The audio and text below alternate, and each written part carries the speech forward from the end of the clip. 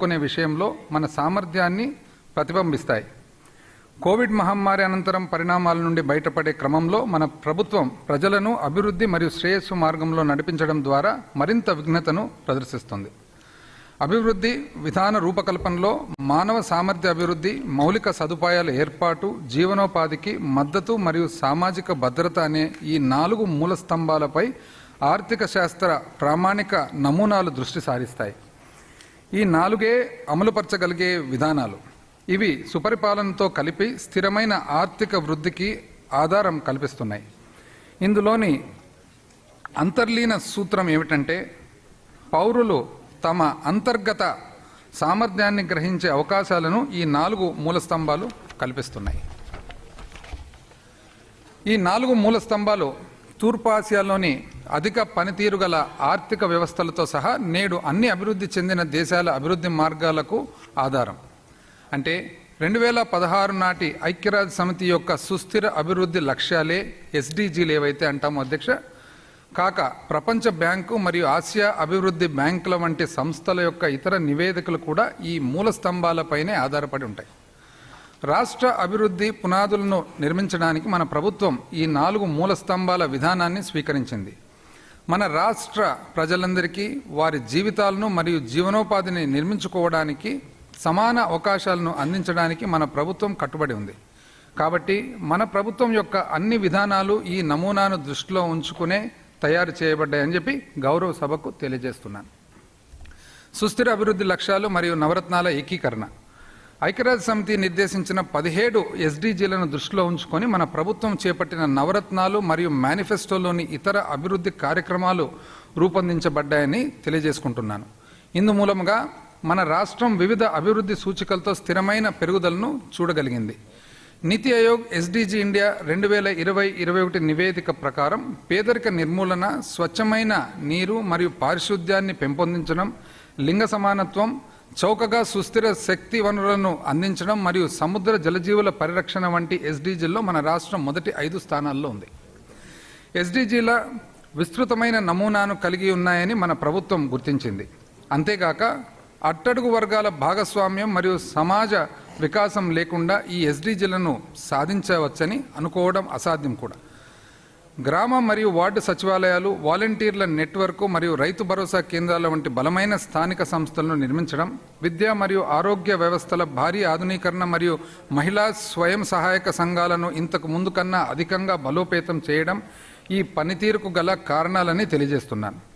వికేంద్రీకృత పాలనపై సమగ్ర దృష్టిని సారించడం ద్వారా క్లిష్టమైన ఎస్డిజీల సూచికల్లో కూడా మన ప్రభుత్వం అద్భుతమైన పనితీరు సాధించగలిగింది.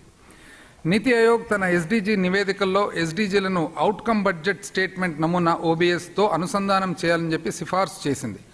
నిర్దిష్ట సమయంలో ఈ ప్రమాణాలను సిద్ధం చేసుకోవడం, పర్యవేక్షించడం మరియు ముదింపు చేయడం కోసం ఎస్డిజీలను అవుట్కమ్ బడ్జెట్ స్టేట్మెంట్తో విజయవంతంగా ఏకీకృతం చేయడంలో మన దేశంలోనే అన్ని రాష్ట్రాల్లోనూ మన రాష్ట్రం అగ్రగామిగా ఉండాలని మన ప్రభుత్వం లక్ష్యంగా పెట్టుకుంది. మానవ సామర్థ్య అభివృద్ధి.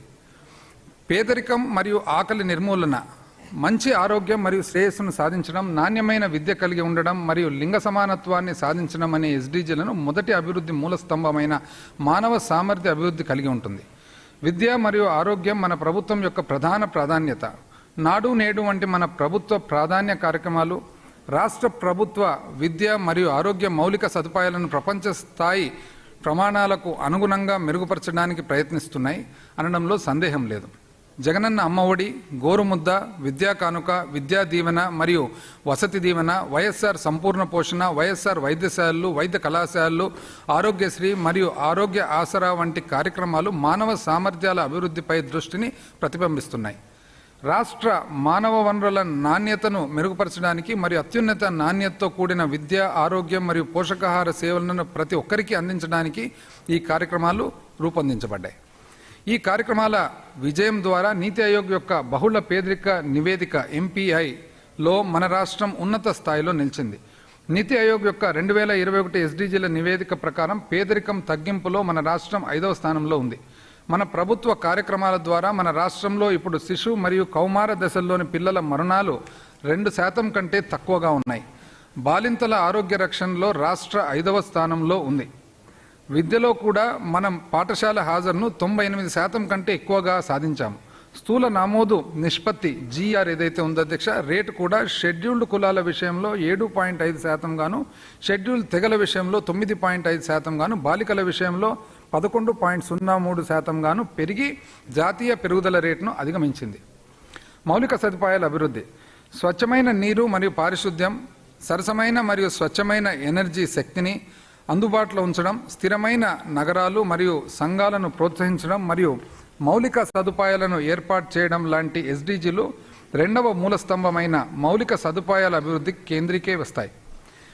నాడు నేడు కార్యక్రమాలు, కొత్త వైద్య కళాశాలలు కల్పన, వైఎస్ఆర్ జలయజ్ఞం, వైఎస్ఆర్ జలకళ, రహదారుల అభివృద్ధి, కొత్త ఓడరేవులు మరియు నౌకాశ్రయాల ఏర్పాటు, వ్యవసాయం మరియు పాడి పరిశ్రమల్లో మార్కెట్ మౌలిక సదుపాయాల కల్పన, ఫైబర్ నెట్ మరియు పట్టణ మౌలిక సదుపాయాల ప్రాజెక్టుల ద్వారా సమాజ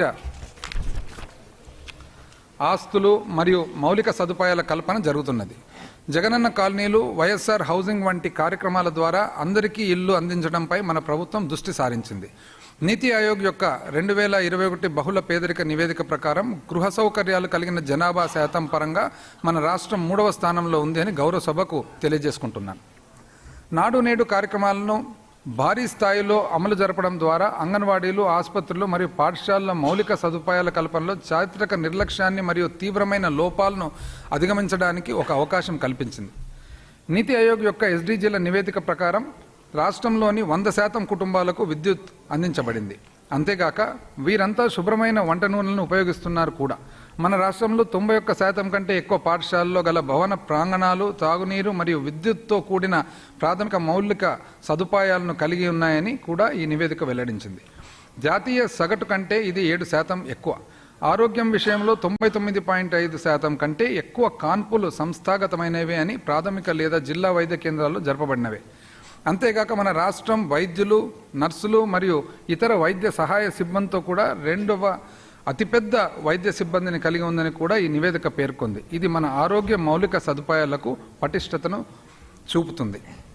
జీవనోపాధి, 3వ మూలస్తంభమైన జీవనోపాధి కల్పన అనేది సముచితమైన పని అని ఆర్థిక వృద్ధి అవకాశం కల్పించడం వంటి ఎస్డీజీలను కలిగి ఉంటుంది. జీవనోపాధిలో వ్యవసాయం మరియు పాడి పరిశ్రమ యొక్క ప్రాముఖ్యతను మన ప్రభుత్వం గుర్తిస్తూ వెనుకబడిన మరియు పురోగామి అనుసంధానాలను ప్రోత్సహించే సమగ్ర కార్యక్రమాలను ఆమోదించి అమలుపరుస్తుంది. వైఎస్ఆర్ రైతు భరోసా, వైఎస్ఆర్ మత్స్యకార భరోసా, రైతు భరోసా కేంద్రాలు, వైఎస్ఆర్ జలకళ, ధరల స్థిరీకరణ నిధి, గోదాములు, వైఎస్ఆర్ అగ్రి టెస్టింగ్ ల్యాబ్లు, ప్రాథమిక మరియు ద్వితీయ ప్రాసెసింగ్ సౌకర్యాలు మరియు అధిక మొత్తంలో పాల శీతలీకరణ కేంద్రాలు మరియు ఆక్వా రైతులను విద్యుత్ రాయితీ వంటి వివిధ పథకాల ద్వారా 62% జనాభాకు జీవనోపాధిని అందించే వ్యవసాయ రంగాన్ని మన ప్రభుత్వం సమగ్ర దృష్టితో అమలు చేస్తుంది. అమలుతో భాగస్వామ్యం పాడి పరిశ్రమకు ప్రాధాన్యత ఇచ్చిన అనుబంధ గ్రామీణ ఆదాయాలకు ఒక ముఖ్యమైన వనరుగా మార్చడానికి ప్రయత్నిస్తుంది. 5వ ఎస్డీజీ అయిన లింగ సమానత్వం తక్కువ మహిళా శ్రామిక శక్తి భాగస్వామ్యంతో కూడిన చారిత్రాత్మక లింగ అసమానతలను సరిదిద్దవలసిన ఆవశ్యకతను సూచిస్తుంది. ఈ రెండింటినీ అనగా మహిళా సామాజిక ఆర్థిక సాధికారత మరియు వ్యక్తిగత గౌరవంతో కూడిన కుటుంబ ఉన్నతిని తీసుకువస్తుందని నమ్మకానికి మన ప్రభుత్వం గట్టిగా కట్టుబడి ఉంది. మన ప్రభుత్వం యొక్క వైఎస్ఆర్ ఆసరా మరియు వైఎస్ఆర్ చేయూత కార్యక్రమాలు మరియు స్వయం సహాయక బృందాలలోని మహిళలకు స్థిరమైన జీవనోపాధిని కల్పించడానికి మూలధనాన్ని సమకూర్చడంలో ముందుంటాయి. తద్వారా మహిళల శ్రామిక శక్తి భాగస్వామ్యాన్ని ప్రస్తుతం ఉన్న 35.5% కంటే తప్పకుండా పెంచుతాయి కూడా. చివరిగా వైఎస్ఆర్ ఈబీసీ నేస్తం, వైఎస్ఆర్ నేతన్న నేస్తం, వైఎస్ఆర్ వాహనమిత్ర, జగనన్న తోడు, జగనన్న చేదోడు మరియు వైఎస్ఆర్ లా నేస్తం కార్యక్రమాలు నిర్దిష్ట వృత్తి వర్గాలకు జీవనోపాధిని అందిస్తాయి. డిజిటల్ మరియు రవాణా వ్యవస్థల అనుసంధానం అనేది ఆర్థిక వృద్ధికి పునాదిగా ఉంటుంది. భారత ప్రభుత్వం మద్దతుతో రహదారుల నిర్మాణం మరియు గ్రామాలకు ఆప్టికల్ ఫైబర్ కేబుళ్లను అందుబాటులోకి తీసుకువెళ్లడం కోసం మన ప్రభుత్వం భారీ కార్యక్రమాలు ప్రారంభించింది. సామాజిక భద్రత, 4వ మరియు చివరి మూలస్తంభం సామాజిక భద్రత. ఇది అసమానతలను తగ్గించడం మరియు ఆకలిని, పేదరికాన్ని నిర్మూలించడం అనే ఎస్డీజీలను కలిగి ఉంటుంది. చివరి మూలస్తంభమైన సామాజిక భద్రతలోని భాగమైన వైఎస్ఆర్ పెన్షన్ కానుక కింద వివిధ అణగారిని మరియు బలహీన వర్గాలను మన ప్రభుత్వం విస్తృతమైన సామాజిక భద్రతా కార్యక్రమాన్ని నిర్వహిస్తుంది. దాదాపు 61.74 లక్షల మంది పెన్షన్దారులను నెలకు 2,500 రూపాయల చొప్పున పెన్షన్ అందిస్తుంది.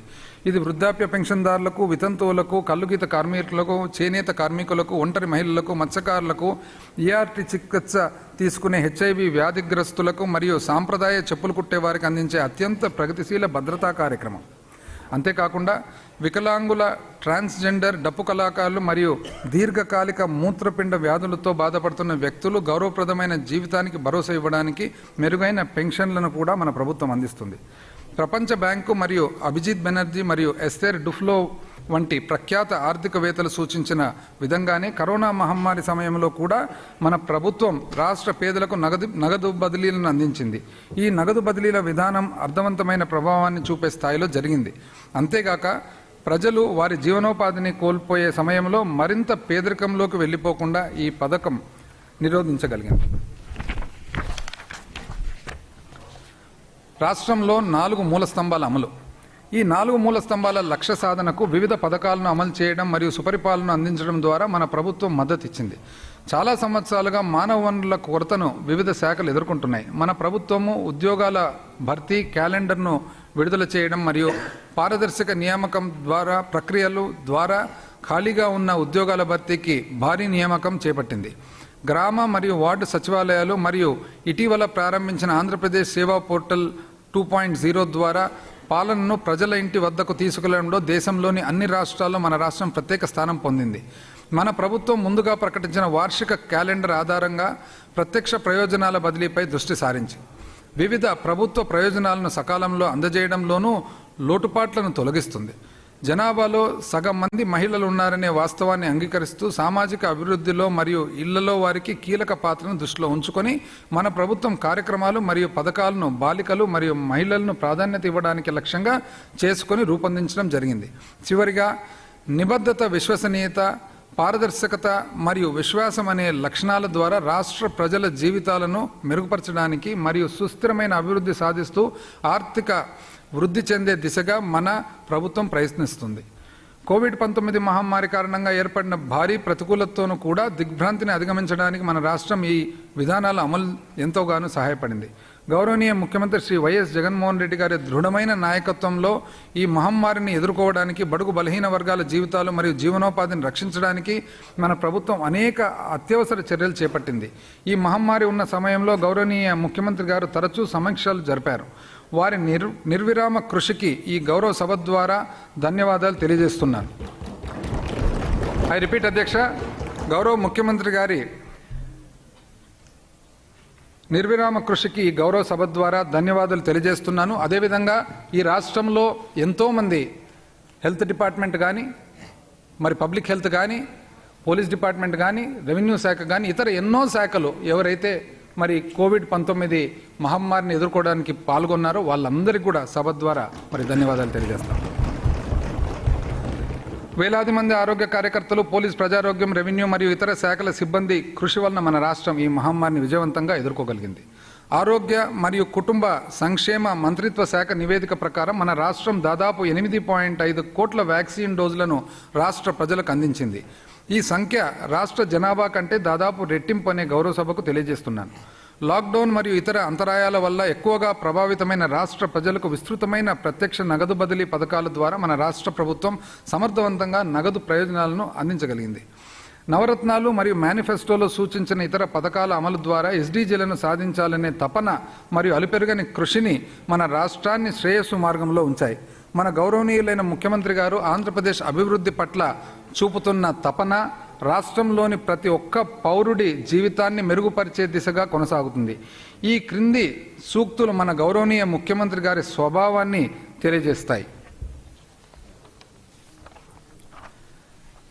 నిశ్చిత్వాయ ప్రక్రమతే నాంతర్వస్తి కర్మణః అవంద్యకాలో వాస్య ఆత్మ సా వై పాండితే ఉచ్యతే. ఈ శ్లోకానికి అర్థం ఏమిటంటే అధ్యక్ష, ఎవరైతే ఒక సంకల్పానికి ముందు దృఢ నిబద్ధతను కలిగి ఉంటారో, ఎవరైతే అవిశ్రాంతంగా తమ కర్తవ్యాన్ని నిర్వహిస్తారో, ఎవరైతే తమ విలువైన సమయాన్ని వృధా చేయరో ఆ వ్యక్తి మన మీద నియంత్రణ కలిగి ఉంటారు. ఐ రిపీట్ అధ్యక్ష, ఎవరైతే ఒక సంకల్పానికి ముందు దృఢ నిబద్ధతను కలిగి ఉంటారో, ఎవరైతే అవిశ్రాంతంగా తమ కర్తవ్యాన్ని నిర్వహిస్తారో, ఎవరైతే తమ విలువైన సమయాన్ని వృధా చేయరో ఆ వ్యక్తి మనసు మీద నియంత్రణ కలిగి ఉంటుంది. అదే వ్యక్తి మన గౌరవ ముఖ్యమంత్రి గారు అని చెప్పి ఈరోజు సభకు 2022-23 ఆర్థిక సంవత్సరానికి గాను ప్రతిపాదించిన బడ్జెట్ కేటాయింపులను సభ అనుమతికై సమర్పిస్తున్నాను. వ్యవసాయం కేవలము ఆహార ఉత్పత్తి చేసే కార్యకలాపం మాత్రమే కాదు, మన జనాభా 62% మంది జీవనోపాధిని, భద్రతను, వెన్నెముక మరియు పర్యావరణంలో మానవునికి అనుబంధానికి నిదర్శనగా నిలిచి ఉంది. అందువలన ఇది 3వ మరియు 4వ మూల స్తంభాలకు మరియు ఎస్డీజీల సాకారానికి ముఖ్యమైనది. మన సమాజంలోని రైతులు ప్రధాన పాత్రను తెలియజేయడానికి మహాకవి శ్రీశ్రీ గారి వాక్యాల్లో అధ్యక్ష, శ్రీశ్రీ గారు అధ్యక్ష అందరికీ ఆంధ్ర రాష్ట్రంలో, 2 తెలుగు రాష్ట్రంలో మరి దక్షిణ భారతంలో కూడా ప్రతి ఒక్కరికి కూడా తెలిసిన గొప్ప కవి. తన గొప్ప పుస్తకం అధ్యక్ష మహాప్రస్థానం ఏదైతే తన పద్యాల సంకలనం ఉందో, మరి ఇది భారతదేశ వ్యాప్తంగా one of the greatest literary efforts అని చెప్పి ఈరోజు గుర్తించబడింది అధ్యక్ష.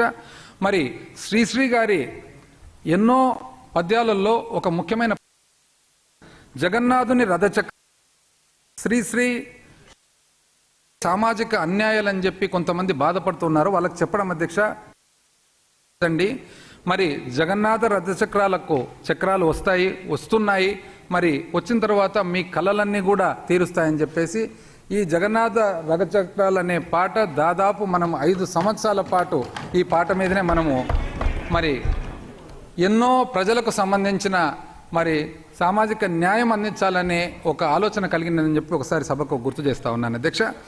శ్రీశ్రీ గారి వాక్యాల్లో అధ్యక్ష, పొలాలనన్నీ హలాలు దున్ని ఇలాతలంలో హేమంగా పిండగా జగనికంతా సౌఖ్యం నిండగా, రైతే దేశానికి వెన్నెముక. ఈ కారణంగానే దివంగత ముఖ్యమంత్రి డాక్టర్ వైఎస్ రాజశేఖర రెడ్డి గారు రైతు పక్షపాత ధోరణి వారసత్వంగా మన ప్రభుత్వం కొనసాగిస్తుంది. Doctor YSR Rythu Bharosa, PM Kisan Yojana ఈ పథకం ప్రారంభమైనప్పటి నుండి ప్రత్యక్ష నగదు బదిలీ పద్ధతి ద్వారా 20,117.59 కోట్ల రూపాయలు రైతు కుటుంబాల బ్యాంకు ఖాతాల్లో జమ చేయబడ్డాయి. ఇందులో భాగంగా ప్రధానమంత్రి కిసాన్ పథకం ద్వారా అందించబడే 6,000 రూపాయలకు అదనంగా రాష్ట్ర బడ్జెట్ నుంచి రైతుల బ్యాంకు ఖాతాల్లో 7,500 రూపాయలు జమ చేయబడుతున్నాయి. అలాగే షెడ్యూల్డ్ కులాలు, షెడ్యూల్డ్ తెగలు, వెనుకబడిన తరగతులు మరియు అల్పసంఖ్యాక వర్గాల వారికి చెందిన 1,67,000 భూమి లేని కౌలుదారులు మరియు అటవీ హక్కుల గుర్తింపు చట్టం కిందకు వచ్చే ROFR కుటుంబాలకు 13,500 రూపాయల చొప్పున రాష్ట్ర బడ్జెట్ నుండి ప్రత్యేక బడ్జెట్ అందించబడింది. కోవిడ్ మహమ్మారి కారణంగా ఆర్థిక సంక్షోభం గరిష్ట స్థాయికి చేరుకున్నప్పటికీ సకాలంలో ఆర్థిక సహాయం విడుదల చేయడం వలన రైతుల వ్యవసాయ కార్యకలాపాలను నిరంతరాయంగా కొనసాగించడం జరిగింది. 52.40 లక్షల రైతు కుటుంబాలకు ప్రయోజనం చేకూర్చుటకు డాక్టర్ వైఎస్ఆర్ రైతు భరోసా, ప్రధానమంత్రి కిసాన్ యోజన కింద 2022-23 సంవత్సరానికి 3,900 కోట్ల రూపాయలు కేటాయింపులు ప్రతిపాదిస్తున్నాను అధ్యక్ష. వైఎస్ఆర్ ఉచిత పంట బీమా, మన ప్రభుత్వం ఈ పంట నామోదు అనగా ఈ క్రాప్ రిజిస్ట్రేషన్ ఆధారంగా వైఎస్ఆర్ ఉచిత పంట బీమా పథకాన్ని అమలు చేస్తుంది. ఫలితంగా ఈ క్రాప్ కింద నామోదు చేసుకున్న రైతులందరూ స్వయంగా ఉచిత పంట బీమా పథకం కిందకు వస్తారు. నీతి ఆయోగ్ మన కార్యక్రమాన్ని ఇతర రాష్ట్రాల అనుసరించదగిన ఆదర్శ నమూనా కార్యక్రమం గుర్తించింది. 2019 ఖరీఫ్ సీజన్లో ఈ పథకం ప్రారంభమైనప్పటి నుంచి ప్రత్యక్ష నగదు బదిలీ పథకం ద్వారా 29.05 లక్షల మంది రైతులకు 3,707.02 కోట్ల రూపాయలు బీమా క్లెయిమ్లను గత ప్రభుత్వం బకాయిలతో సహా చెల్లించడం జరిగింది. వైఎస్ఆర్ ఉచిత పంటల బీమా పథకం కోసం 2022-23లో 1,802 కోట్ల రూపాయలను కేటాయింపును ప్రతిపాదిస్తున్నాను. వైఎస్ఆర్ సున్నా వడ్డీ పంట రుణాలు 2019-20 రబీ కాలంలో మరియు 2020-21 ఖరీఫ్ కాలంలో తీసుకున్న 1 లక్ష రూపాయల వరకు ఉన్న పంట రుణాల కోసం 2021-22 ఆర్థిక సంవత్సరంలో 12,30,000 మంది అర్హులైన రైతులు బ్యాంక్ ఖాతాల్లో 207.72 కోట్ల రూపాయల వడ్డీ రాయితీలను మన ప్రభుత్వం నేరుగా వారి ఖాతాల్లోకి జమ చేయడం జరిగింది. ఈ పథకం ప్రారంభించినప్పటి నుండి గత ప్రభుత్వం పెండింగ్లో ఉంచిన బకాయిలతో సహా గత ప్రభుత్వం పెండింగ్లో ఉంచిన బకాయిలతో సహా 65.01 లక్షల మంది రైతుల ఖాతాల్లో 1185 కోట్ల రూపాయలను ప్రత్యక్ష నగదు బదిలీ విధానంలో జమ చేయడం జరిగింది. 2022-23 ఆర్థిక సంవత్సరానికి గాను వైఎస్ఆర్ సున్నా వడ్డీ పంట రుణాల కోసం 500 కోట్ల రూపాయలను కేటాయింపును ప్రతిపాదిస్తున్నాను. వైఎస్ఆర్ రైతు భరోసా కేంద్రాలు. గ్రామ సచివాలయాల విస్తరణలో భాగంగా మన ప్రభుత్వం రాష్ట్ర వ్యాప్తంగా 10,778 రైతు భరోసా కేంద్రాలను ఏర్పాటు చేసింది. ముందుగా పరీక్షించిన నాణ్యమైన మూల వనరులను సరఫరా చేయడం ద్వారా రైతు భరోసా కేంద్రాలు రైతులకు వివిధ సేవలను అందిస్తున్నాయి. అంతేకాకుండా ఇవి 20,000 రూపాయల వరకు నగదు లావాదేవీలు, బ్యాంకు ఖాతా తెరవడం, ఈకేవైసీ ప్రక్రియను పూర్తి చేయడం, నగదు బదిలీల వంటి బ్యాంకింగ్ సేవలను విస్తరించడంతో పాటు గ్రామ స్థాయిలో కొనుగోలు కేంద్రాలను కూడా పనిచేస్తాయి. 2022-23 ఆర్థిక సంవత్సరంలో రైతు భరోసా కేంద్రాల కోసం 18 కోట్ల రూపాయల కేటాయింపును ప్రతిపాదిస్తున్నాను. వ్యవసాయ మార్కెటింగ్ మరియు ధరల స్థిరీకరణ నిధి. రైతులకు మద్దతు ధర అందించడంలో మార్కెటింగ్ శాఖ కలిగే నష్టాలను పూడ్చేందుకు 3,000 కోట్ల రూపాయల ధరల స్థిరీకరణ నిధిని మన ప్రభుత్వం ఏర్పాటు చేసింది. మన రాష్ట్రంలో విస్తృతంగా పండించే మిరపకాయలు, పసుపు, ఉల్లి, చిన్న మినుములు, అరటి, బత్తాయి వంటి మరో 6 రకాల పంటలను మన ప్రభుత్వం కనీస మద్దతు ధరను ప్రకటించింది. ఐ రిపీట్ అధ్యక్ష, మన రాష్ట్రంలో విస్తృతంగా పండించే మిరపకాయలు, పసుపు, ఉల్లి, చిన్న మినుములు, అరటి, బత్తాయి వంటి మరో 6 రకాల పంటలను మన ప్రభుత్వం కనీస మద్దతు ధర ప్రకటించింది. కేంద్ర ప్రభుత్వం 2022-23 బడ్జెట్లో 1,500 కోట్ల రూపాయలను మాత్రమే కేటాయించింది. 2022-23 ఆర్థిక సంవత్సరంలో ధరల స్థిరీకరణ నిధి భర్తీ కోసం 500 కోట్ల రూపాయల కేటాయింపును ప్రతిపాదిస్తున్నాను. అంటే అధ్యక్ష, కేంద్ర ప్రభుత్వం 1,500 కోట్లు కేటాయిస్తే రాష్ట్ర ప్రభుత్వం 3,000 కోట్లు కేటాయిస్తూ 3,000 కోట్లలో ఏదైతే తక్కువ పడుతుందో దాన్ని భర్తీ చేసేదానికి 500 కోట్లు కాకపోతే మొత్తము 3,000 కోట్లు అని చెప్పి తెలియజేస్తా ఉన్నాను అధ్యక్ష. వైఎస్ఆర్ వ్యవసాయ పరీక్ష కేంద్రాలు. రైతుల నకిలీ విత్తనాలు, ఎరువులు మరియు పురుగుల మందు కొరతతో బాధపడుతున్నారు.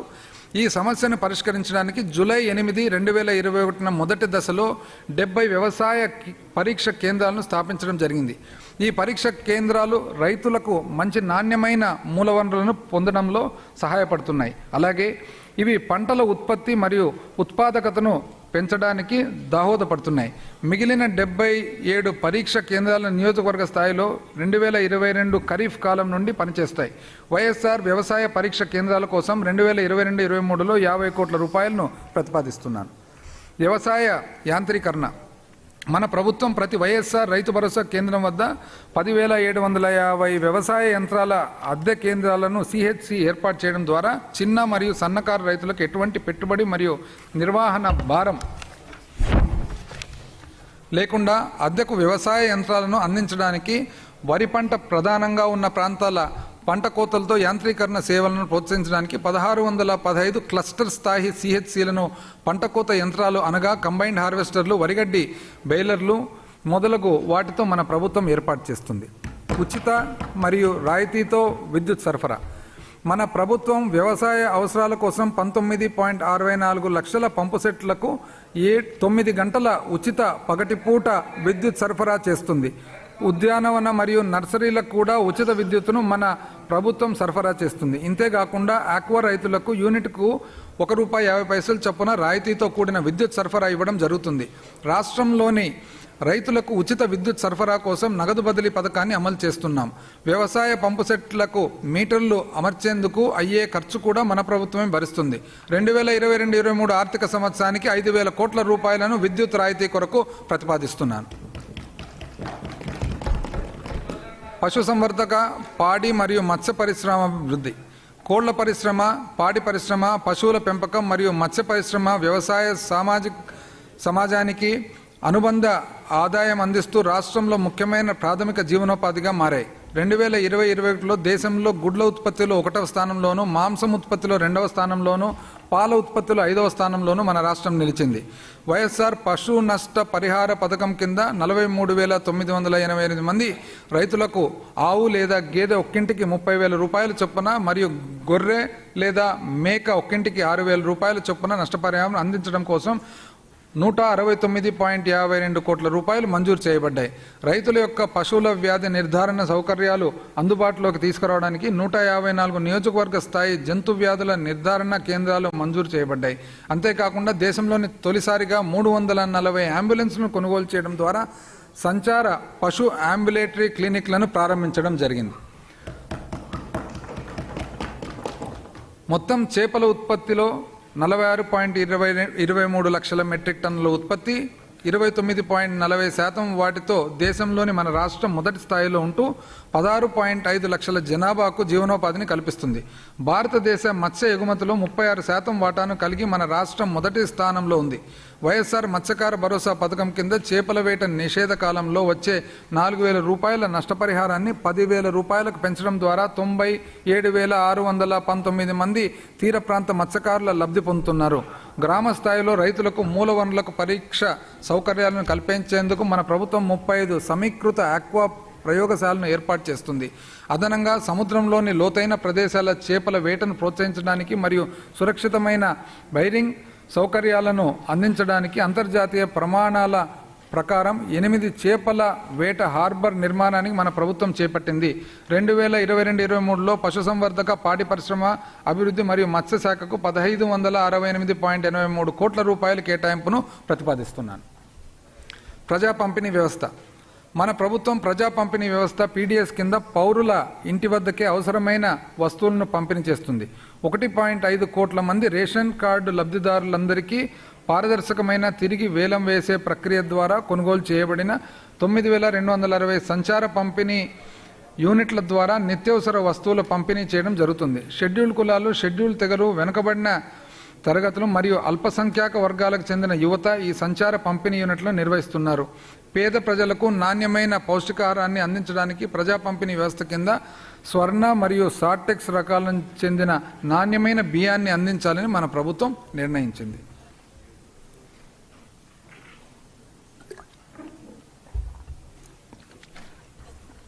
ఆరోగ్యం మరియు పోషకాహారం. అధ్యక్ష, మహాకవి గురజాడ అప్పారావు గారి అధ్యక్ష, one of the greatest writers Andhra Pradesh and Telugu states have produced. అందరికి తెలిసిన విషయమే అధ్యక్ష, ముఖ్యంగా మీకు కన్యాశుల్కం అనే ఒక నాటకం రాసి ఈరోజు one of the greatest place నాటకాల్లో గొప్ప నాటకం అధ్యక్ష. అదేవిధంగా దేశమును ప్రేమించుమన్నా, మంచి అన్నది పెంచుమన్నా, వట్టి మాటలు కట్టిపెట్టోయ్, గట్టి మేలు తలపెట్టబోయ్. అంటే ఈ వాక్యాలు ఏవైతే ఉన్నాయో ఇవన్నీ కూడా సంపూర్ణంగా పరిపూర్ణంగా నమ్మి ఈరోజు పరిపాలనలో మన ప్రభుత్వం కానీ మన గౌరవ ముఖ్యమంత్రి గారిని అమలు చేస్తూ ఉన్నారని చెప్పి ఈ సభకు నేను తెలియజేస్తా ఉన్నాను. అదేవిధంగా అధ్యక్ష, కన్యాశుల్కంతో పాటు సారంగధార అని చెప్పేసి ఒక గొప్ప మరి రచయిత కూడా చేయడం జరిగింది అధ్యక్ష. తిండి కలిగితే కండగలదోయ్, కండ కలవాడేను మనిషోయ్. మొదట స్తంభము బలమైన మానవ సామర్థ్య అభివృద్ధిని సాధించడంలో మంచి ఆరోగ్య వ్యవస్థ కలిగిన సమాజం ఎంతో కీలక పాత్ర పోషిస్తుంది. నీతి ఆయోగ్ వైద్య సూచిక 2021 నివేదికల్లో 2 ఏళ్ల క్రితం 4వ స్థానంలో ఉన్న మన రాష్ట్రం నేడు దేశంలోని 2వ స్థానానికి ఎదగడం ద్వారా మా ప్రభుత్వం యొక్క విశేష కృషి ప్రతిబింబించడానికి గౌరవ సభకు తెలియజేస్తున్నాను. నెట్వర్క్ ఆసుపత్రుల సంఖ్యను 919 నుండి 1757కి పెంచడం, చికిత్సలను 1059 నుండి 2446కి పెంచడం ద్వారా మరియు ఒక్కో కుటుంబానికి ఆదాయ పరిమితిని ఏడాదికి 5 లక్షల రూపాయలకు పెంచడం ద్వారా గౌరవనీయులైన ముఖ్యమంత్రి 2019లో వైఎస్ఆర్ ఆరోగ్యశ్రీ పథకాన్ని పునరుద్ధరించారు. 1000 రూపాయల కంటే ఎక్కువ ఖర్చయ్యే అన్ని చికిత్సలు ఈ పథకం కింద చేర్చబడ్డాయి. క్యూఆర్ కోడ్తో కూడిన దాదాపు 1.4 కోట్ల వైఎస్ఆర్ ఆరోగ్యశ్రీ స్మార్ట్ హెల్త్ కార్డులు పంపిణీ చేయబడ్డాయి. జాతీయ కుటుంబ ఆరోగ్య సర్వే 4వ విడత నివేదిక ప్రకారం 2019-20లో 74.6% ఉన్న ఆరోగ్య బీమా పథకం పరిధిలోకి వచ్చే కుటుంబాల శాతం 2021-22 నాటికి 91.27%కి పెరిగింది. రిపీట్ అధ్యక్ష, జాతీయ కుటుంబ ఆరోగ్య సర్వే 4వ విడత నివేదిక ప్రకారం 2019-20లో 74.6%గా ఉన్న ఆరోగ్య బీమా పథకం పరిధిలోకి వచ్చే కుటుంబాలకు శాతం ఈరోజు 2021-22 నాటికి 91.27%కి పెరిగింది. అధ్యక్ష, వైఎస్ఆర్ ఆరోగ్య ఆసరా పథకం కింద మా ప్రభుత్వం ఆపరేషన్ తర్వాత రోగి కోలుకునే వ్యవధిలో రోజుకు 225 రూపాయల చొప్పున ఆపరేషన్ అనంతరం జీవనోపాధి భత్యాన్ని రోగులకు అందిస్తుంది. డిసెంబర్ 2019 నుండి ఆరోగ్య ఆసరా కింద 8,83,961 కేసులకు గాను శస్త్రచికిత్స అనంతరం జీవనోపాధి భత్యం కోసం 489.61 కోట్ల రూపాయలు అందించడం జరిగింది. అదనంగా కోవిడ్-19 బాధిత ప్రజలకు వారి ఆర్థిక స్థితితో సంబంధం లేకుండా నగదు రహిత ఆరోగ్య సంరక్షణ సేవను అందించాలని మన ప్రభుత్వం నిర్ణయించింది. 10 కోవిడ్-19 చికిత్సలు మరియు కోవిడ్-19 అనంతరం చికిత్స విధానాలు వైఎస్ఆర్ ఆరోగ్యశ్రీ పథకం కింద చేర్చబడ్డాయి. కేవలము 2,09,765 మంది రోగుల చికిత్సకై ప్రభుత్వము 732.16 కోట్ల రూపాయలను ఖర్చు చేసింది. 2022-23 ఆర్థిక సంవత్సరానికి వైఎస్ఆర్ ఆరోగ్యశ్రీ పథకం కోసం 2,000 కోట్ల రూపాయలను మరియు వైఎస్ఆర్ ఆరోగ్య ఆసరా పథకానికి 300 కోట్ల రూపాయలను ప్రతిపాదిస్తున్నారు. 104 మరియు 108 సేవలు కూడా మన రాష్ట్రంలో పునరుద్ధరించబడ్డాయని నేను గౌరవ సభకు తెలియజేస్తున్నాను. మండలానికి ఒకటి చొప్పున 104 సంచార వైద్య వాహనాల యూనిట్ల సంఖ్య 292 నుంచి 656కి పెంచడం జరిగింది. వీటి ద్వారా ఈసీజీ మరియు మందులతో సహా 29 రకాల పరికరాలను అన్ని సాంక్రమిత మరియు అసాంక్రమిత వ్యాధుల నిర్ధారణ పరీక్షలతో సహా 20 రకాల సేవలను మన ప్రభుత్వం అందిస్తుంది. అదేవిధంగా 108 అంబులెన్స్ల సంఖ్య 768కి పెరిగింది. జనాభా పరంగా సంచార వాహనాల సంఖ్య నిష్పత్తి 1:1 19,598 నుంచి 1:74,609కి మెరుగుపడింది. 1,19,595 జనాభాకు ఒకటి ఉండగా ఇప్పుడు 1,74,690కి మెరుగుపడిందని తెలియజేస్తా ఉన్నా. అధ్యక్ష, పట్టణ ప్రాంతాల్లో ప్రాథమిక ఆరోగ్య సంరక్షణ లోపాన్ని గుర్తించిన ప్రభుత్వం 120 పట్టణ స్థానిక సంస్థల్లో 560 వైఎస్ఆర్ పట్టణ క్లినిక్లను మంజూరు చేసింది. గిరిజన ప్రాంతాల్లో ఆరోగ్య సంరక్షణ సౌకర్యాలను మెరుగుపరచడానికి సీతమ్మపేట, పార్వతీపురం, ఆర్సీవరం, బుట్టాయిగూడెం మరియు దోర్నాల్లో 5 మల్టీ స్పెషాలిటీ ఆసుపత్రులను మా ప్రభుత్వం మంజూరు చేసింది. పాడేరులో గిరిజన వైద్య కళాశాలను మంజూరు చేసింది. ఈ ప్రాజెక్టును 2 ఏళ్లలోపు పూర్తి చేయాలని మా ప్రభుత్వం సంకల్పం.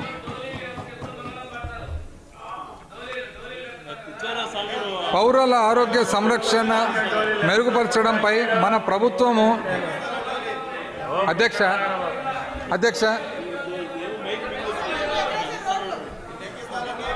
వీళ్ళు ఎప్పుడు తొందర వినే ఓపిక కూడా ఉండదు అధ్యక్ష, అందుకనే హెలికాప్టర్ నుంచి దుంకేది.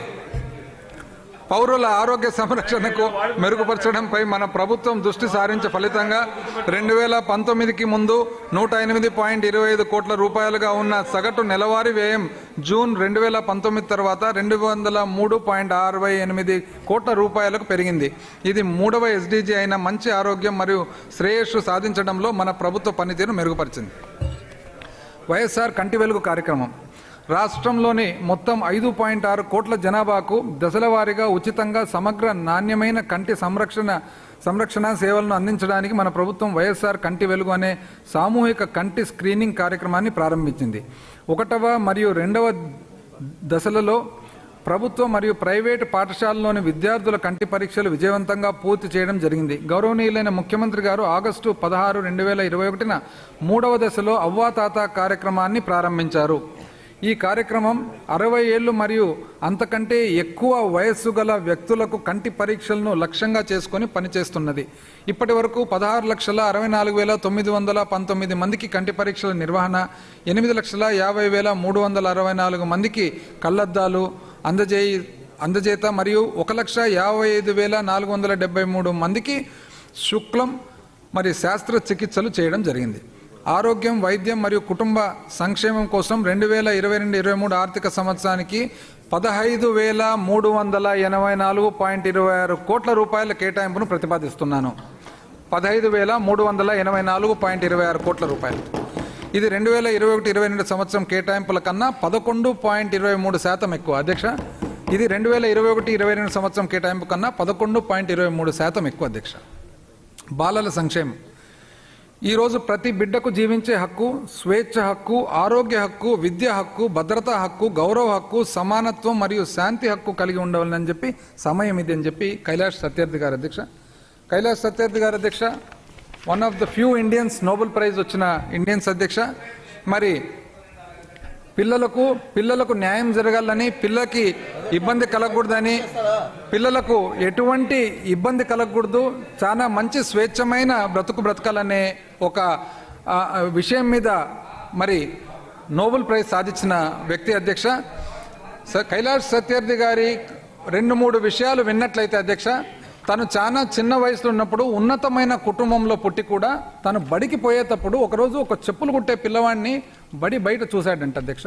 చెప్పులు కుట్టే పిల్లోడు ఆ రోజు అనుకున్నాడంట, నేనెందుకు మరి మంచి బడికి పోగలుగుతున్నాను, కానీ ఈ పిల్లోడు మాత్రం చెప్పులు కుట్టుకుంటూ బయట ఉన్నాడని చెప్పి ఒక మదనపడి, ఆ తర్వాత కొన్ని రోజుల తర్వాత వర్షం పడుతూ ఉంటే చెప్పులు కుట్టే అబ్బాయి ఎవరైతే ఉన్నారో వాళ్ళ తండ్రి పక్కన ఉంటే ఆ చెప్పులు నానిపోతున్నాయి కదా అనే ఉద్దేశంతో ఆయన తండ్రి పిల్లవాడిని అరుస్తాడంట అధ్యక్ష. అది చూస్తాడంట. అప్పుడు కైలాష్ సత్యార్థి అనుకుంటాడంట, నేనేమో మంచి బడికి పోతున్నాను, నేనేమో ఒక గొడుగు పట్టుకోగలుగుతున్నాను, నేను నానకుండా, కానీ అక్కడ మనిషి నానినా పర్వాలేదు చెప్పులు నానుతున్నాయని చెప్పి తండ్రితో తిట్లు తింటున్నాడు కదా అని చెప్పి లోపల మనసులో మదనపడి, ఆ తర్వాత పుస్తకాలు లేని పిల్లోళ్ళు ఎంతమంది ఉన్నారని చెప్పి మరి ఆయన చాలా గొప్ప ఒక వ్యవస్థ అధ్యక్ష, బచ్పన్ బచావో ఆందోళన అని చెప్పి పెట్టి 83,000 మంది దాదాపు బానిసత్వం నుంచి పిల్లలంతా కూడా వెలికి తీసి ఈరోజు నోబెల్ ప్రైజ్ సాధించిన వ్యక్తి కైలాష్ సత్యార్థి గారు అధ్యక్ష. మరి ఏదైతే కైలాష్ సత్యార్థి వంటి గొప్ప వ్యక్తులు మరి ఈ వాక్యాలు చెప్పారు అధ్యక్ష, ఈరోజు ప్రతి బిడ్డకు జీవించే హక్కు, స్వేచ్ఛ హక్కు, ఆరోగ్య హక్కు, విద్య హక్కు, భద్రత హక్కు, గౌరవ హక్కు, సమానత్వం మరియు శాంతి హక్కు కలిగి ఉండాలని చెప్పి సమయం ఇది అని అంటున్నారు. ఈరోజు మనం గమనించినట్లయితే అధ్యక్ష, మన ప్రభుత్వం కానీ మన ముఖ్యమంత్రి గారి నిర్ణయాలు కానీ విద్య కానీ ఆ తర్వాత విద్యకు సంబంధించిన పిల్లలకు ప్రోత్సాహం కానీ దాని తర్వాత దిశ కానీ ఏ చట్టము ఏది చేసినా గమనించినట్లయితే ఇవన్నీ కూడా దాదాపు ఈ ప్రకారంగా ఉన్నాయని చెప్పి ఈరోజు గర్వంగా ఈ సభకు తెలియజేస్తాను. పోషకాహార నాణ్యతను పెంపొందించే దిశగా మన ప్రభుత్వం 77 గిరిజన ఉప ప్రణాళిక మండలాల్లో వైఎస్ఆర్ సంపూర్ణ పోషణ ప్లస్ను, అదేవిధంగా మైదాన ప్రాంతాల్లో వైఎస్ఆర్ సంపూర్ణ పోషణను అమలు చేస్తుంది. ఈ పథకాల కింద అందించబడే గర్భిణీ స్త్రీలు మరియు పాలిచ్చే తల్లులు 6 నుండి 36 నెలల మధ్య వయసు గల 16 లక్షల మంది పిల్లలు మరియు 36 నుండి 72 నెలల వయసు గల 13 లక్షల మంది పిల్లలు లబ్ధి పొందుతున్నారు. మన ప్రభుత్వం ఈ పథకాలపై కేంద్ర ప్రభుత్వం కేటాయింపుల కంటే 1,560 కోట్ల రూపాయలు ఎక్కువ ఇచ్చింది. అధ్యక్ష, ఐ రిపీట్, మన ప్రభుత్వం ఈ పథకాలపై ఇది CASDS అధ్యక్ష, centrally sponsored state development schemes, మన ప్రభుత్వం ఈ పథకాలపై కేంద్ర ప్రభుత్వం కేటాయింపుల కంటే 1,560 కోట్ల రూపాయలు ఎక్కువ ఇస్తా ఉన్నారు. మరి 3వ SDG అయిన మంచి ఆరోగ్యం మరియు శ్రేయస్సుపై పురోగతిని సంబంధించి 9 నుండి 11 నెలల మధ్య వయసు గల పిల్లల్లో పూర్తి స్థాయి రోగ నిరోధక శక్తిని పొందే వారి శాతం 2014-15లో 67%గా ఉన్నది. ఇది 2021-22 నాటికి 87%కి పెరిగింది. మాతా శిశు మరణాల రేటు 2019-20లో ఉన్న 74 నుండి 2021-22లో ప్రతి 1,00,000 జననాలకు 59కి తగ్గింది.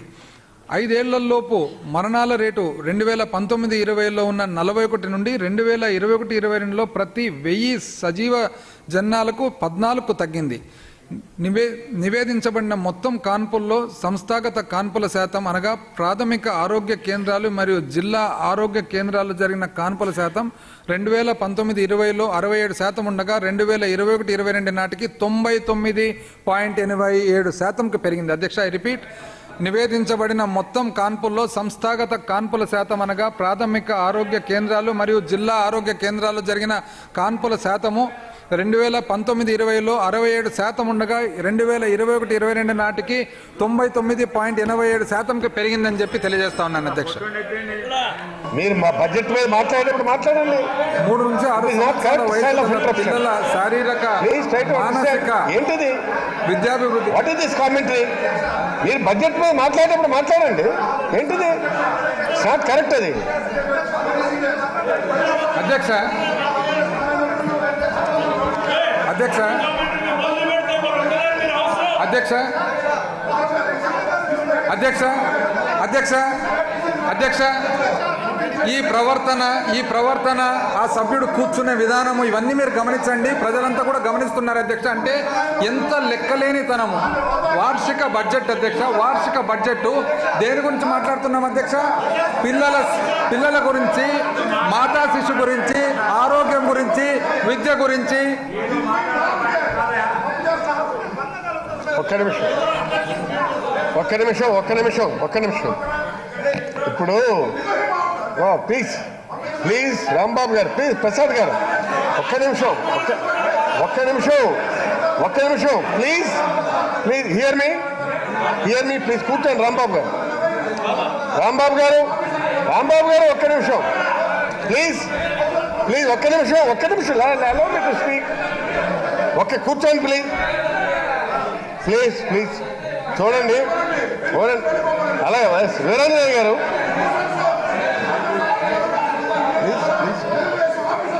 కూర్చోండి ప్లీజ్. ఇప్పుడు ఒక్క నిమిషం నేను తెలుగుదేశం పార్టీ సభ్యులకి మనవి చేస్తున్నాను. ఇది బడ్జెట్ ప్రజెంటేషను, వినండి. మీ అభిప్రాయాలు ఏవైనా సరే మీ బడ్జెట్ స్పీచ్లో మాట్లాడండి. బట్ ఏంటిది రన్నింగ్ కామెంట్ కరెక్ట్ కాదు. ఇది నో నేను ఖచ్చితంగా చెప్తున్నాను, ఇది కరెక్ట్ పద్ధతి కాదు. చేద్దాం please.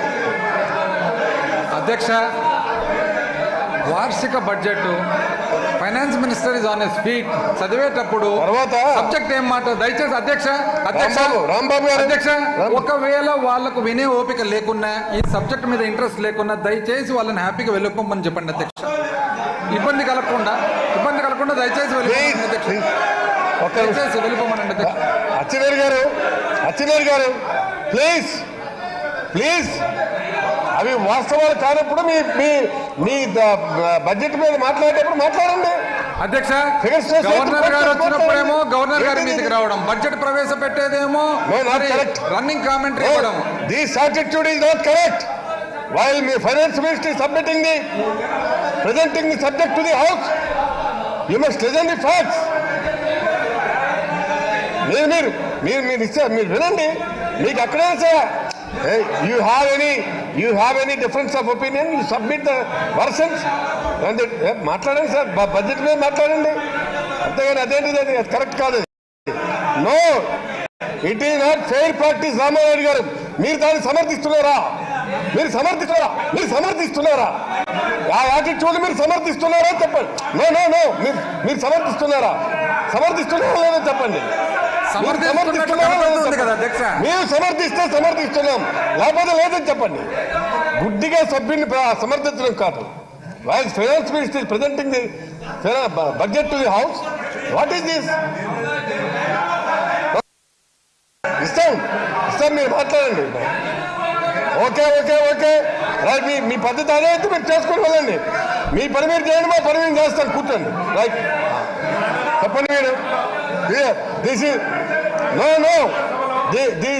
This is final warning for you. I'm warning to you. Yes, ఇది ఆఖరం. మీరు మళ్ళీ మాట్లాడితే మాత్రం ఖచ్చితంగా చెప్తున్నాను. ఎస్, ఏమండి, గౌరవ ఆర్థిక మంత్రి గారు చెప్తుంటే మీరు వినండి. ఏంటి మాట్లాడకుండా అడ్డుపడ్డా ఏంటి?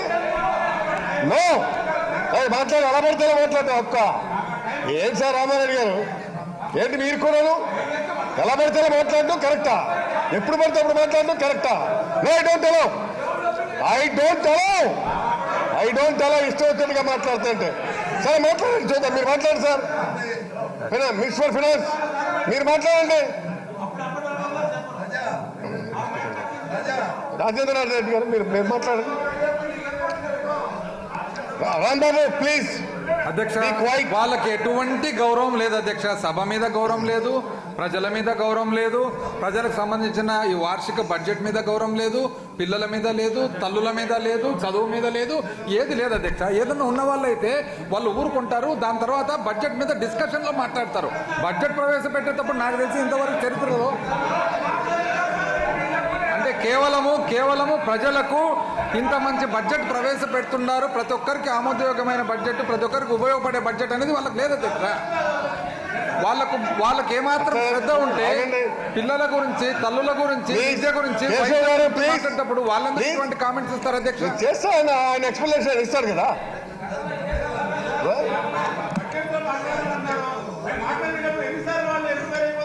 సరే మీరు మాట్లాడండి.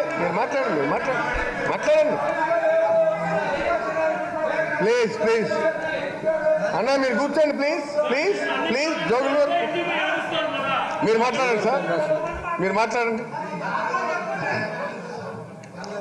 మాట్లాడండి సార్.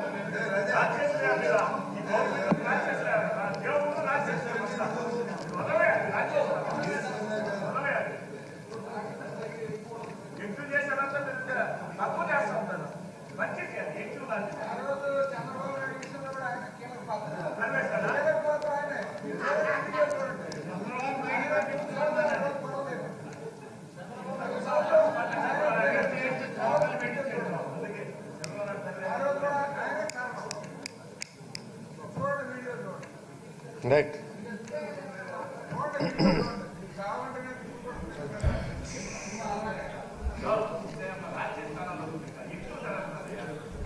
మూడు నుంచి 6 సంవత్సరాల వయసు గల పిల్లల శారీరక మానసిక విద్యాభివృద్ధికి పునాది వేయాలనే ఉద్దేశంతో జాతీయ విద్యా విధానానికి అనుగుణంగా సవరించబడిన నర్సరీ విద్యా కరికులంతో మన ప్రభుత్వం ఫౌండేషన్ పాఠశాలను ప్రవేశపెట్టింది.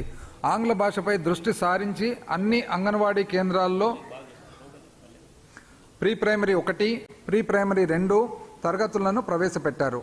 అంగన్వాడీ కార్యకర్తలందరికీ కొత్త ప్రీ స్కూల్ కరికులంను శిక్షణ అందించారు.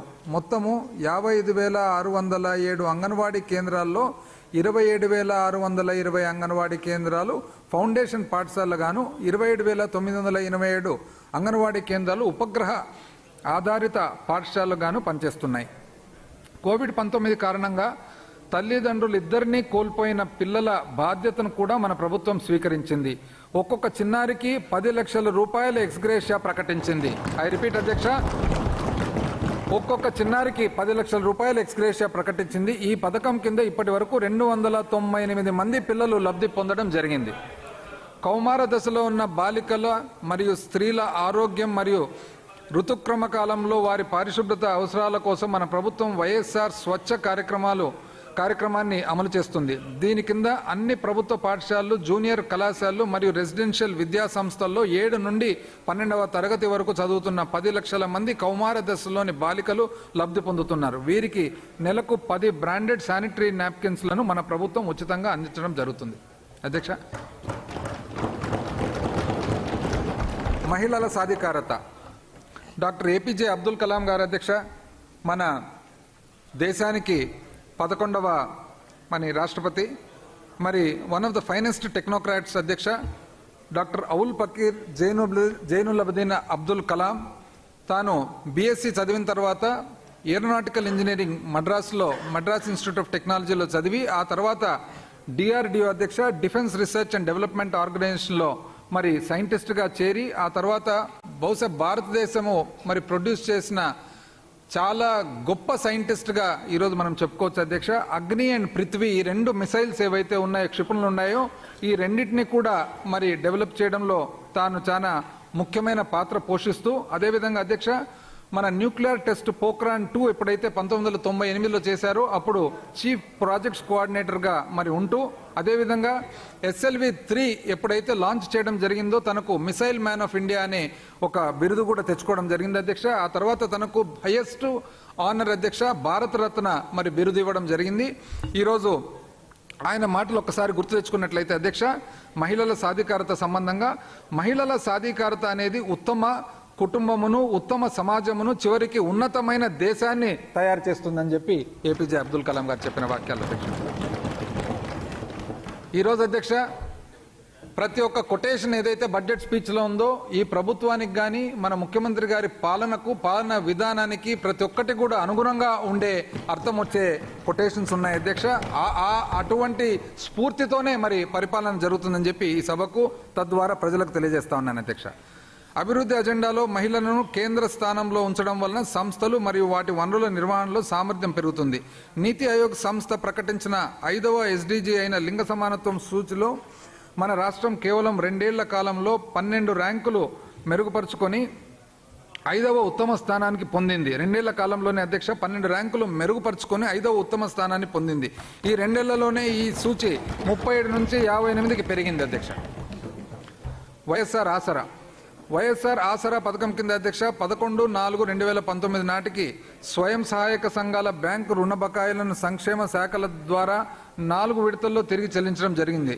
ఇప్పటి వరకు 12,757.97 కోట్ల అధ్యక్ష 12,757.97 కోట్ల రూపాయలను విడుదల చేయడం ద్వారా స్వయం సహాయక సంఘాలకు చెందిన 78,74,438 అర్హత కలిగిన సభ్యుల లబ్ధి పొందారు. వైఎస్ఆర్ ఆసరా పథకానికి 2022-23 సంవత్సరంలో 6,400 కోట్ల రూపాయలు కేటాయింపును ప్రతిపాదిస్తున్నాం. వైఎస్ఆర్ సున్నా వడ్డీ స్వయం సహాయక సంఘాల మీద రుణాల వడ్డీ భారాన్ని పేదలకు తగ్గించేందుకు మన ప్రభుత్వం వైఎస్ఆర్ సున్నా వడ్డీ పథకాన్ని అమలు చేస్తుంది. ఈ చర్య గ్రామీణ మరియు పట్టణ ప్రాంతాల్లోని పేద స్వయం సహాయక సంఘాల మహిళల ఆర్థికాభివృద్ధిని బలోపేతం చేసింది. 2019-20 మరియు 2020-21 ఆర్థిక సంవత్సరానికి గాను 7,36,472 గ్రామీణ స్వయం సహాయక సంఘాలకు 1,789 కోట్ల రూపాయలను మా ప్రభుత్వం చెల్లించింది. 2022-23 సంవత్సరానికి వైఎస్ఆర్ సున్నా వడ్డీ పథకానికి 800 కోట్ల రూపాయల కేటాయింపును ప్రతిపాదిస్తున్నారు.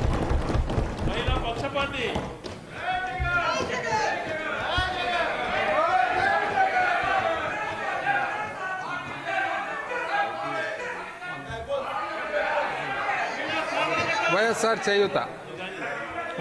చేయూత నవరత్నాల అమల్లో భాగంగా షెడ్యూల్డ్ కులాలు, షెడ్యూల్డ్ తెగలు, వెనుకబడిన తరగతులు మరియు అల్పసంఖ్యాక వర్గాలకు చెందిన 45 నుంచి 60 ఏళ్ల మధ్య ఉన్న మహిళలకు అందించే 75,000 రూపాయల ఆర్థిక సాయం కొనసాగించబడుతుంది. ఈ పథకాల కింద సుమారు 24.95 లక్షల మంది లబ్ధిదారులు వివిధ జీవనోపాధి కార్యకలాపాలను ఎంచుకోవడం జరిగింది. స్థిరమైన జీవనోపాధిని అందించడానికి హెచ్సిఎల్, ఐటీసీ, పిఎన్జి మరియు రిలయన్స్ వంటి ఐటీసీ ఇండియన్ టొబాకో కంపెనీ అధ్యక్ష, అదేవిధంగా Procter and Gamble and Reliance అధ్యక్ష వంటి ప్రఖ్యాత కంపెనీలతో చేసుకున్న ఒప్పందాల ద్వారా వివిధ దుకాణాలు ఏర్పాటు చేయబడ్డాయి. 2022-23లో వైఎస్ఆర్ చేయూత కోసం 4,235.95 కోట్ల రూపాయల కేటాయింపులు ప్రతిపాదిస్తున్నాను. మహిళా అభివృద్ధి మరియు శిశు సంక్షేమ శాఖ కోసం 2022-23 ఆర్థిక సంవత్సరానికి 4,322.86 కోట్ల రూపాయలు ప్రతిపాదిస్తున్నాను. మన ప్రభుత్వం 2021-22లో మొదటిసారి పిల్లలు మరియు జెండర్ బడ్జెట్లను ప్రవేశపెట్టింది. మొట్టమొదటిసారి అధ్యక్ష పిల్లలు మరియు జెండర్ బడ్జెట్ను ప్రవేశపెట్టింది. 2022-23కి సంబంధించిన చిల్డ్రన్ మరియు జెండర్ బడ్జెట్ యొక్క బుక్లెట్ను గౌరవనీయుల సభ్యుల పరిశీలన కోసం ప్రవేశపెడుతున్నాను. సంక్షేమం మా 4వ మూల స్తంభంలో పురోగతిని నమోదు చేయడానికి బలమైన సామాజిక భద్రతా వలయాన్ని నిర్మించడం అత్యవసరం. పేద, వెనుకబడిన మరియు బలహీన వర్గాల అవసరాలు మరియు ప్రాధాన్యతలను సమగ్ర వ్యూహంతో పరిష్కరించాలని ఇది పిలుపునిచ్చింది. నవరత్నాల కింద వివిధ సంక్షేమ కార్యక్రమాల ద్వారా షెడ్యూల్డ్ కులాలు, షెడ్యూల్డ్ తెగలు, అల్పసంఖ్యాక వర్గాల వారు, సమాజంలోని ఇతర బలహీన వర్గాల వారి అభివృద్ధికి మన ప్రభుత్వం కట్టుబడి ఉంది.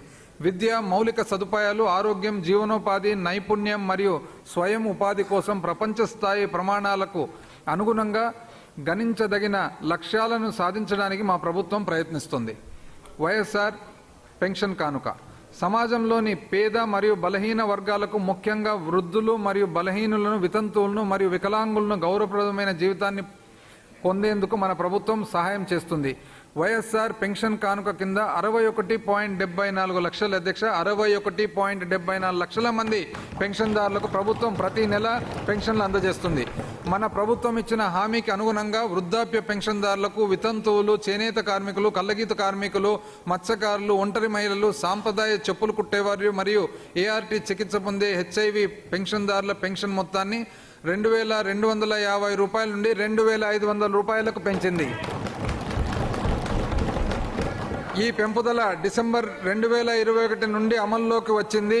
2022-23 సంవత్సరానికి వైఎస్ఆర్ పెన్షన్ కానుక పథకం కోసం 18,000 కోట్ల రూపాయల కేటాయింపును ప్రతిపాదిస్తుంది. అధ్యక్ష 18,000 కోట్ల రూపాయలు అధ్యక్ష, నాకు తెలిసి బహుశా దేశంలో చరిత్రలో ఎప్పటికీ కూడా జరగదని చెప్పి తెలియజేస్తా ఉన్నాను అధ్యక్ష. వైఎస్ఆర్ బీమా అధ్యక్ష, even though I'm breaking from the speech in between అధ్యక్ష, మధ్యలో 3 నెలల ముందర ఎలక్షన్ల ముందర ఎంతో కొంత పెంచి వాళ్ళు కూడా పెన్షన్ల గురించి మాట్లాడితే ఎట్లా అధ్యక్ష? ఏమన్నా న్యాయం అధ్యక్ష? సమంజసం అధ్యక్ష? మరి దానికి ఒక కామెంటు. వైఎస్ఆర్ బీమా తమ కుటుంబ పెద్దను దురదృష్టవశాత్తు కోల్పోయే పేద కుటుంబాలను ఆదుకోవడానికి మన ప్రభుత్వం వైఎస్ఆర్ బీమా పథకం కింద 1.32 కోట్ల పేద కుటుంబాలకు ఉచిత బీమా సౌకర్యం కల్పిస్తుంది. మన ప్రభుత్వం బ్యాంకుల ప్రమేయం లేకుండా జూలై 1, 2021 నుండి సొంత నిధులతో ఈ పథకం అమల్లో కొనసాగిస్తుంది. 2022-23 సంవత్సరానికి వైఎస్ఆర్ బీమా కోసం అధ్యక్ష 372.12 కోట్ల రూపాయల కేటాయింపును ప్రతిపాదిస్తున్నా. వైఎస్ఆర్ వాహన మిత్ర బీమా ఫిట్నెస్ సర్టిఫికేట్, మరమ్మతులు మరియు ఇతర అవసరాల నిమిత్తం సొంత యజమానులైన ఆటో మరియు టాక్సీ డ్రైవర్లకు సంవత్సరానికి 10,000 రూపాయల ఆర్థిక సహాయాన్ని వైఎస్ఆర్ వాహన మిత్ర మన ప్రభుత్వం అందిస్తుంది. ఈ కార్యక్రమం కింద 7.8 లక్షల మంది లబ్ధి పొందారు. 2022-23 సంవత్సరానికి ఈ పథకం కింద 260 కోట్ల రూపాయల కేటాయింపును ప్రతిపాదిస్తున్నారు. వైఎస్ఆర్ నేతన్న నేస్తం చేనేత పరికరాలను ఆధునీకరించడానికి మరియు మరమగ్గాల రంగానికి పోటీగా సొంత చేనేత మగ్గాలను ప్రతి కుటుంబానికి మన ప్రభుత్వం వైఎస్ఆర్ నేతన్న నేస్తం పథకం ద్వారా సంవత్సరానికి 24,000 రూపాయలు అందజేస్తుంది. 2021-22 ఆర్థిక సంవత్సరంలో ఈ పథకం కింద 81,703 మంది షెడ్యూల్డ్ కులాలు, షెడ్యూల్డ్ తెగలు, వెనుకబడిన తరగతులు, అగ్రవర్ణాల్లో ఆర్థికంగా వెనుకబడ్డ తరగతులు మరియు కాపు వర్గాలకు చెందిన నేత కార్మికులు లబ్ధి పొందారు. గత 3 సంవత్సరాలుగా మా ప్రభుత్వం అందించిన సహాయం ఫలితంగా చేనేత కుటుంబాల వారు మరమగ్గాలు మరియు వస్త్ర పరిశ్రమకు పోటీగా కొత్త పద్ధతుల్లో నూతన నమూనాలతో నేయడానికి తమ మగ్గాలను ఆధునీకరించారు. 2022-23 సంవత్సరానికి ఈ పథకం కింద 200 కోట్ల రూపాయల కేటాయింపును ప్రతిపాదిస్తున్నారు.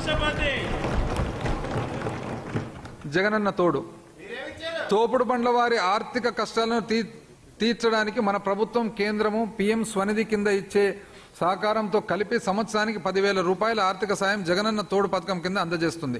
2021-22లో 86,627 మంది షెడ్యూల్ కులాల వారు మరియు 19,965 మంది షెడ్యూల్ తెగల వారు ఈ పథకం కింద లబ్ధి పొందారు.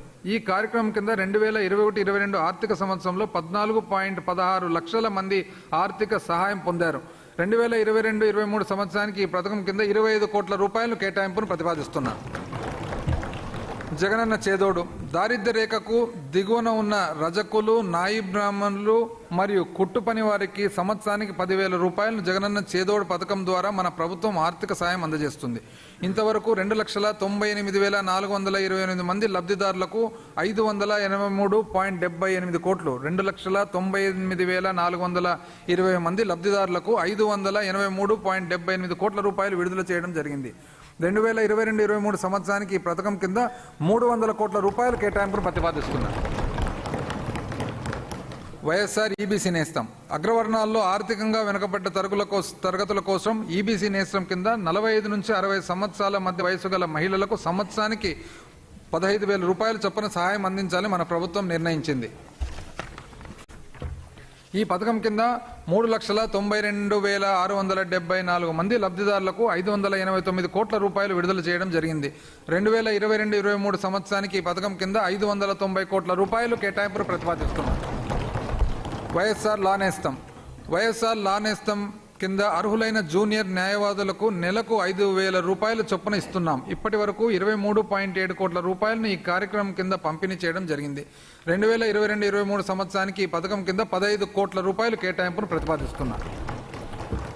వైఎస్ఆర్ కాపు నేస్తం మహిళల ఆర్థిక అభివృద్ధి లక్ష్యంగా మన ప్రభుత్వం మహిళలకు ఆర్థిక సాయం అందజేస్తుందని హామీ ఇచ్చింది. ఈ మేరకు వైఎస్ఆర్ కాపు నేస్తం కింద కాపు, బలిజ, తెలగ మరియు ఒంటరి వర్గాలకు చెందిన 45 నుంచి 60 సంవత్సరాల వయసు గల అర్హులైన మహిళలకు 5 ఏళ్ల కాల వ్యవధిలో సంవత్సరానికి 15,000 రూపాయల చొప్పున మొత్తం 3,27,349 మంది లబ్ధిదారులకు గాను 2 ఏళ్లలో 982 కోట్ల రూపాయల ఆర్థిక సాయాన్ని మన ప్రభుత్వం అందించింది. రాబోయే 2022-23 ఆర్థిక సంవత్సరంలో వైఎస్ఆర్ కాపు నేస్తం కోసం 500 కోట్ల రూపాయల కేటాయింపును ప్రతిపాదిస్తున్నారు. అల్పసంఖ్యాక వర్గాల సంక్షేమం అల్పసంఖ్యాక వర్గాల వారికి అన్ని సంక్షేమ కార్యక్రమాల్లో ఉపాధి అవకాశం కోసం రుణ సదుపాయాలను కల్పించడం ద్వారా వారి ఆర్థిక కార్యకలాపాలకు మద్దతు ఇవ్వడం జరుగుతుంది. స్వయం ఉపాధి కల్పన మరియు సాంకేతిక శిక్షణ ద్వారా నైపుణ్యాన్ని పెంచడానికి వారికి న్యాయమైన వాటా ఉండేలా మన ప్రభుత్వం భరోసా ఇస్తుంది. మన ప్రభుత్వం నెలకు ఇమాంలకు 10,000 రూపాయలు, మౌజన్లకు 5,000 రూపాయలు, పాస్టర్లకు 5,000 రూపాయలు చొప్పున పెంచిన గౌరవ వేతనాన్ని అందజేస్తుంది. షెడ్యూల్డ్ కులాల ఉప ప్రణాళిక కోసము అధ్యక్ష షెడ్యూల్డ్ కులాల ఉప ప్రణాళిక కోసం 18,518 కోట్ల రూపాయలు అధ్యక్ష షెడ్యూల్డ్ కులాల ఉప ప్రణాళిక కోసం 18,518 కోట్ల రూపాయలు అధ్యక్ష. ఎప్పుడూ లేని విధంగా, ఎప్పుడు చరిత్రలో లేదు అధ్యక్ష. 18,518 కోట్ల రూపాయలు. షెడ్యూల్డ్ తెగల ఉప ప్రణాళికకు 6,145 కోట్ల రూపాయలు. వెనుకబడిన తరగతుల ఉప ప్రణాళికకు 29,143. ఐ రిపీట్ అధ్యక్ష. షెడ్యూల్డ్ కులాల ఉప ప్రణాళిక కోసం 18,518 కోట్ల రూపాయలు. షెడ్యూల్డ్ తెగల ఉప ప్రణాళిక కోసం 6,145 కోట్ల రూపాయలు. వెనుకబడిన తరగతుల ఉప ప్రణాళికకు 29,143 కోట్ల రూపాయలు. అల్పసంఖ్యాక వర్గాల సంక్షేమం కోసము 3,661 కోట్ల రూపాయలు కేటాయింపులను నేను ప్రతిపాదిస్తాను. అదేవిధంగా 2022-23లో కాపు, ఐ రిపీట్ అధ్యక్ష, అదేవిధంగా వాళ్ళు తొందరపడతారు అధ్యక్ష. అందుకని ఇంతకుముందు హెలికాప్టర్ నుంచి దుంకినే చెప్పిండేది అధ్యక్ష. నాగార్జున అధ్యక్ష అధ్యక్ష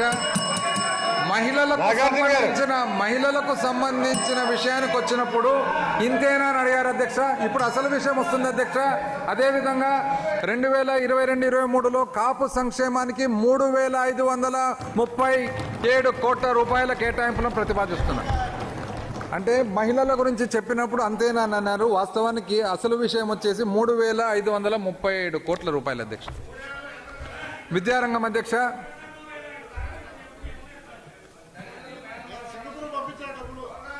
పరులకు సోదరులకు భూవర్లకు కొనరాదు సర్వవస్యము. తాను ఎవరికి ఇచ్చిన కోటి గుణ ఉత్తర వృద్ధి భజించు విద్య తన ధనం ఎప్పుడును. అధ్యక్ష, పెంచిన కొద్దీ అనేక రెట్లు పెరిగేది ఒక్క విద్యాధనం మాత్రమే అధ్యక్ష. చిన్నారుల చదువు కోసం పెట్టే ప్రతి రూపాయి రాష్ట్ర అభివృద్ధికి తొలిమెట్టు అని మన